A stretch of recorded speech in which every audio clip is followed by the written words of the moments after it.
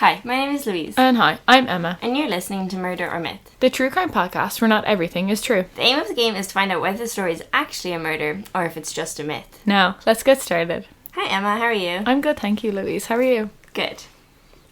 Will we just jump straight into it? Yep, we can do.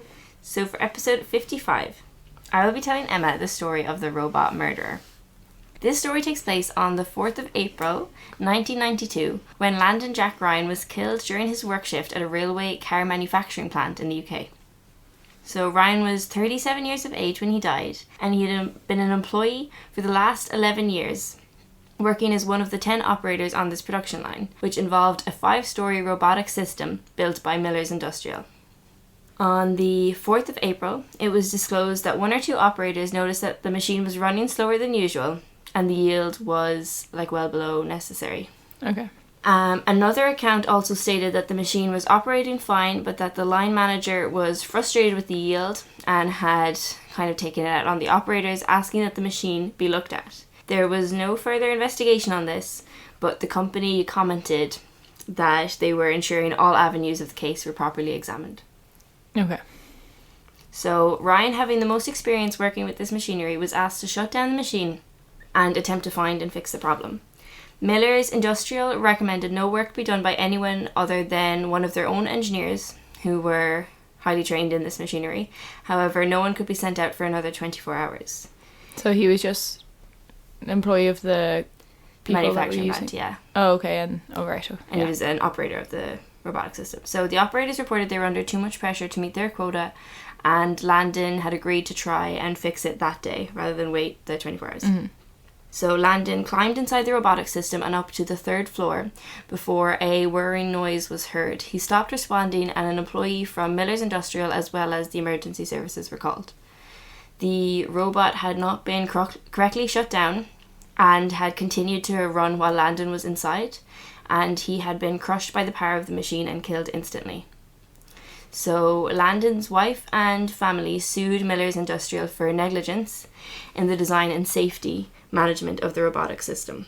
So Miller's released a statement that they were not responsible for the correct training being provided to the employees in regards to the operation of the robotic system, and they had warned to wait for one of their engineers before attempting to fix the system. Mm-hmm. However, the case went to trial in 1993 and the jury found Miller's Industrial guilty. There was not enough safety measures in place to prevent the accident from happening, and they were found to be at fault. Miller's Industrial had a payout of £6.5 million to Ryan's family, and this became one of the first robotic murder cases in the workplace that happened.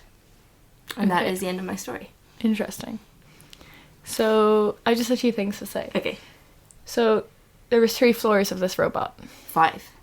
5 floors. Yeah, and he was on the 3rd floor. Okay. Interesting we're calling it a robot. I feel like it's a machine. Yeah. Is it a robot if it's 5 floors? Yeah, it's a robotic system. Okay. I don't know enough about machinery and robots to differentiate it, but it is like a robotic system. It does have like a... Yeah, I get you. Okay. I just I don't know why I thought like a robot was like a small piece of machinery that was kind of like by itself, not 5 floors, but that's fine. Also, Miller's Industrial was the... Which one? They made the robotic system. Okay. Not the industrial plant. No. Okay. But I feel like, yeah, I know you said it wasn't their fault, basically, because they told them to wait. So for sure it should have been the fault of the industrial plant. Yeah, but they weren't...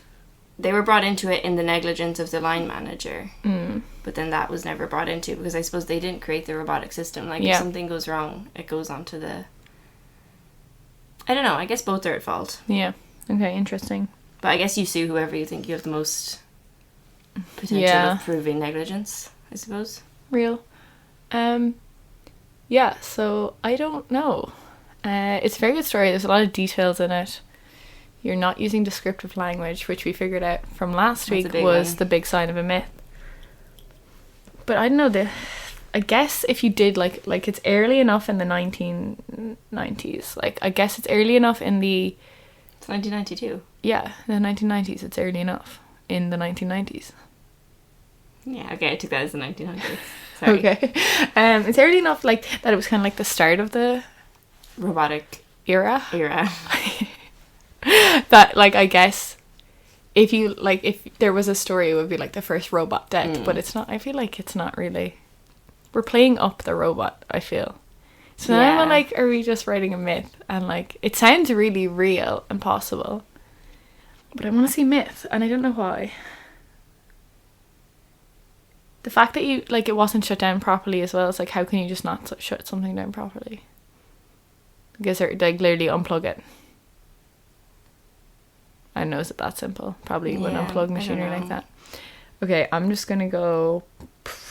Robots really screwing me over here. I'm going to say myth. It is a myth. Okay. But something similar did happen. And between 1992 and 2017, workplace robots were responsible for 41 deaths in America, which I thought was surprising. Yeah. And it was very similar to this. I followed the system, of one that happened was a 5-story robotic system. I didn't really know much about robots. So they clearly are like a big, massive thing. System. I don't know enough to know what makes it a robotic system. I guess there's some kind of there's automation. But there was another one that happened in Asia, I think it was, where it was like the robot had pushed the employee into another piece of machinery, and it was kind of like, I don't know, it's almost like I don't know if any of them are what's the word, the robot is intelligent enough to actually know what it's doing. Yeah, conscious decision. But I also then added, I didn't even have the bit written about the first death, but I was like, I'll just keep talking. And I was like, yeah, it's the first story that was ever recorded for no reason.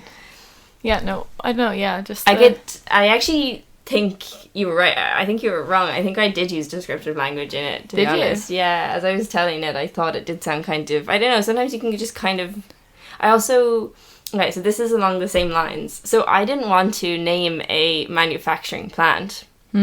Because for the same reasoning as the myths, I never want to name, a bar or a town in case...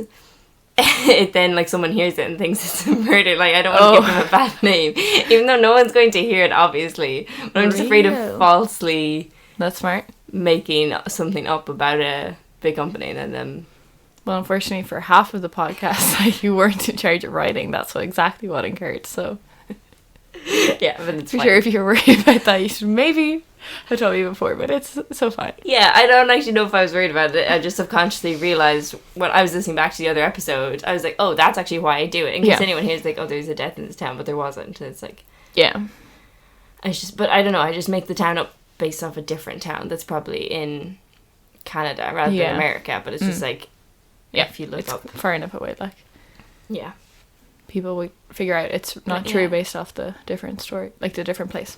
That was my myth. Very good. I don't know why. Robot, that was just it. It was similarly going off yesterday when I said that my favourite myth ever was the deer. I was like, let's not do anything with humans. Too crazy. Yeah. Okay, that was very good. I liked it. Thanks for listening. No problem. Thanks for telling me. No problem. We wrap it up here? Yep. Thanks for listening. Make sure to like and subscribe. On this week's episode, I correctly guessed that Louise's story was in fact a myth. Find us on all streaming platforms. Join us next week for another thrilling adventure. Remember, it's myth until proven murder. Slay.